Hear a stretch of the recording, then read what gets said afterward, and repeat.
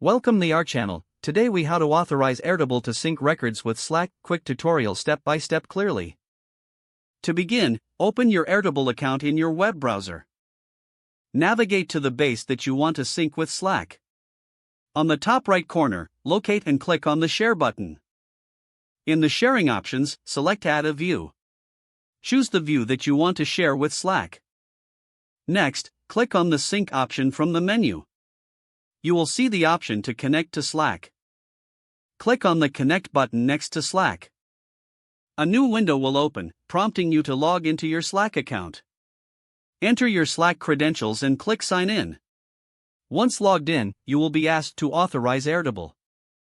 Review the permissions that Airtable requests. If you agree, click the Allow button to grant access. Return to your Airtable base after authorization is complete. Select the Slack channel where you want to send the updates. You can customize the message format if desired. Finally, save the changes to complete the setup.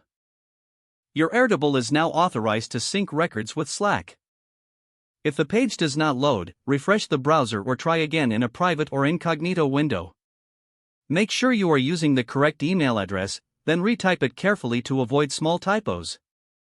If your password is not accepted, use the Reset option and create a new strong password you can remember. Check your spam folder for verification or security emails, then complete any requested confirmation steps. Enable two-factor authentication if available to improve account security and reduce unauthorized access risk. After signing in, review your profile details so your contact information and settings are accurate and current.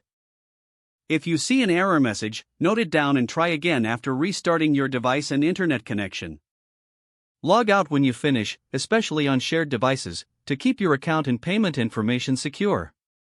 If the page does not load, refresh the browser or try again in a private or incognito window.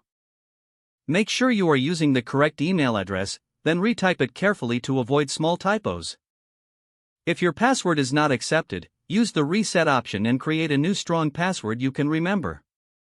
Check your spam folder for verification or security emails, then complete any requested confirmation steps. Don't forget to like this video and subscribe to our channel for more step-by-step tech guides.